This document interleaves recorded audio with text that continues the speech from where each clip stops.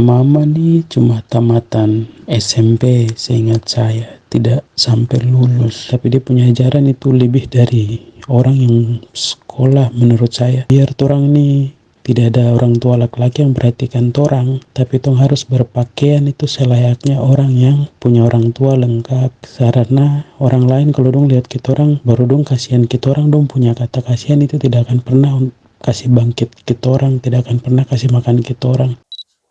Hari ini kita akan mendengarkan satu cerita yang sangat menginspirasi dari seorang teman kita dari Papua. Namanya Abraham Nelson Andarek. Dia itu cuma anak seorang penjual pinang, tetapi bisa sekolah sampai di Australia dan Inggris. Menginspirasi bukan? Simak video ini sampai selesai. Cuma anak seorang penjual pinang, Abraham Nelson Andarek tumbuh dalam pelukan hangat sang ibu, Opi Mariandi Meokpun. Meski dasar sekolah terasa sampai lulus SMP juga, tapi Mama Opi menjalani hidup dengan tabah. Semangatnya melampaui batas. Siang dan malam, hujan, panas, Mama Opi berjual pinang untuk menyambung hidup mereka. Sebagai orang tua, Mama Opi tidak mau tinggal diam dan mengharap bantuan anak yang lain. Sehingga Mama Opi memilih berjual pinang dan noken di pinggir jalan. Mungkin dengan kesibukan seperti itulah Mama merasa terhibur dari duka nestapa kehidupan. Nelson sendiri kuliah S1 jurusan Ekonomi Manajemen di Manado. Mama nih cuma tamatan SMP seingat saya, tidak sampai lulus. Curah hujan yang tinggi di kota Timika, Papua menjadi saksi bisu betapa menderitanya Mama Opi bernafas sambil tetap berjual pinang. Mama Opi sudah lama sakit asma, bahkan tak bisa hirup asap berlebihan. Tapi mau tak mau bertahan saja di pinggir jalan dengan pinang jualannya menjadi satu-satunya pilihan. Tiap tahun Mama Opi harus berjumpa dengan rumah sakit. Tetapi tekadnya bersama dengan seorang kakak laki-laki Nelson yang sudah bekerja lebih dulu di Tembagapura, bahu-membahu kasih sekolah Nelson. Mereka itu bersemangat terus dan semangat mereka tidak pernah luntur.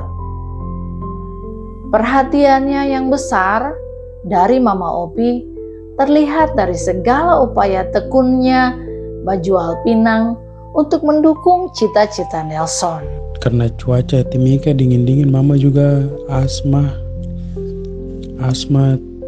tinggi tuh, jadi memang setengah mati kalau dingin-dingin begitu, susah sesak napas dan sakit juga lama. Cuma Mama biasa tahan saja untuk jual-jual pinang, pergi ibadah dan begitu. Setiap tahun itu ada saja keluar masuk rumah sakit itu lebih dari 5 kali kayaknya. Selalu Mama sakit kalau cuaca hujan-hujan sampai dingin sekali, itu berarti tetap Mama sesak napas.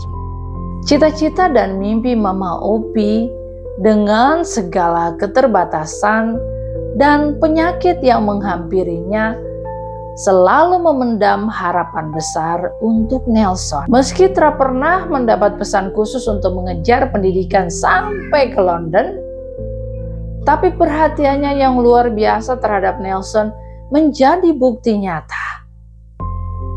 Dari keuntungan berjual pinang, terbungkus harapan menuju mimpi untuk Nelson bisa sekolah yang baik, dapat bekerja yang layak, dan bangun rumah untuk mereka berdua tinggal. Kecil-kecil sejak pisah tuh memang tidak secara eksplisit pesan ke saya harus bagaimana, harus sekolah dan lain-lain. Cuma mama kasih tunjuk lewat mama usaha apa yang mama sudah buat atau mama. Jadi kalau mama jualan atau apapun tuh pasti mama kan jualan supaya bantu-bantu ke sekolah. Jadi sekolah baik-baik supaya selesai, cari kerja, bangun rumah atau tinggal sama-sama. Waktu berlalu, tahun 2015 datang.